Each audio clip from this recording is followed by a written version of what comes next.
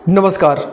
UP anganwadi भर्ती start हो चुकी है और आपको ये पता है कि इसका सिलेक्शन प्रोसेस मेरिट बेस पे किया जाता है और यहाँ पर मिनिमम क्वालिफ़िकेशन इंटर यानी कि 12th रखा गया है और मैक्सिमम क्वालिफ़िकेशन पोस्ट ग्रेजुएशन। अगर आपने एमए या एमएससी कर रखा है तो यहाँ पर आपको फ़ायदा मिलने वाला है। तो हम यहाँ पर सभी बातें करेंगे कि शैक्षिक योग्यता क्या है, मेरिट कैसे तैयार की जाएगी, वरीयता किनको मिलने वाली। जो शादीशुदा महिलाएं हैं वो अपने ग्राम पंचायत में फॉर्म को अप्लाई करेंगी, अगर वो जॉब पा गई तो वो परमानेंट जॉब करेंगे भी। लेकिन जिनकी शादी नहीं हुई है और वो अपने ग्राम पंचायत में फॉर्म को ऑनलाइन करती हैं और बाद में उनकी शादी हो जाती है तो उनका क्या होगा, क्या उनकी जॉब छूट जाएगी या फिर उनको कहीं और शिफ्ट कर दिया जाएगा, सारी बातें हम इस वीडियो में आपको बताने वाले हैं। सबसे पहले हम शैक्षिक योग्यता की बात करते हैं। तो मिनिमम क्वालिफ़िकेशन यहाँ पर इंटर यानी कि 12th रखा गया है। आपका मेरिट कुछ भी हो उससे कोई फ़र्क नहीं पड़ता है। और हम मैक्सिमम की बात करें एमए एमएससी यानी पोस्ट ग्रेजुएशन या उसके समकक्ष आप हैं तो आपको यहाँ पर फ़ायदा मिलेगा, मेरिट वहाँ पर आपकी जोड़ी जाएगी। दूसरी हम बात करते हैं कि जो महिलाएं शादीशुदा हैं और अपने ग्राम पंचायत में फॉर्म को ऑनलाइन करती हैं और उनको अगर ये नौकरी उनको मिल जाती है तो वो परमानेंट वहाँ पर जॉब करेंगी। लेकिन अगर जिन लड़कियों की शादी नहीं हुई अपने ग्राम पंचायत में जॉब पा भी जाती हैं और उनकी शादी होने के बाद उनकी जॉब छूट जाएगी और जहाँ पर उनकी शादी हुई, जिस ग्राम पंचायत में उनकी शादी हुई है, अगर वहाँ पर पोस्ट खाली रहती है तो इनको वरीयता दी जाएगी। अगर जब तक वहाँ पर वैकेंसी खाली नहीं होती है तो इनको जॉब नहीं मिलेगी। अब हम दूसरी बात करते हैं यहाँ पर आयु सीमा की। आयु सीमा आपकी 18 साल मिनिमम और 35 साल मैक्सिमम होनी चाहिए। आयु सीमा में कोई छूट नहीं दी गई।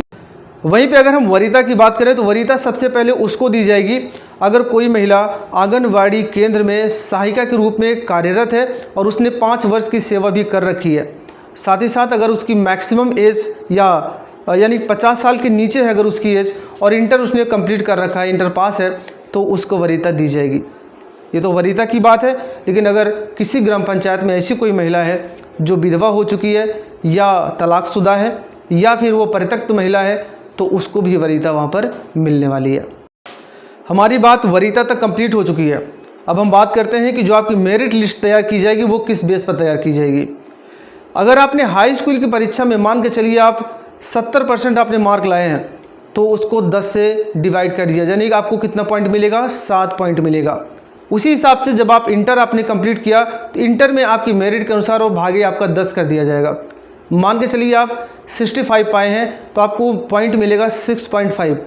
वहीं पर आप ग्रेजुएशन में भी जितने आप परसेंटेज पाते हैं उसका भागे 10 करके आपको वहाँ पर अंक दे दिया जाएगा। उसी हिसाब से अगर आपने पोस्ट ग्रेजुएशन कर रखा है तो भी आप उसी हिसाब से यानी जितना परसेंटेज आप पाए हैं भागे 10 करके आपको पॉइंट दे दिया जाएगा।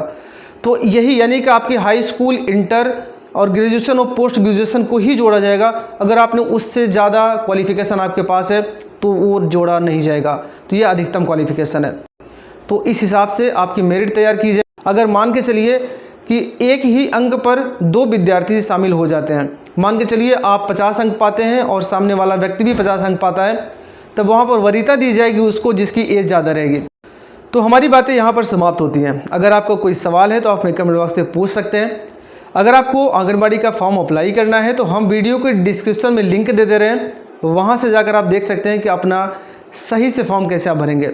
वीडियो देखने के लिए आपका बहुत बहुत धन्यवाद। आपका दिन शुभ हो।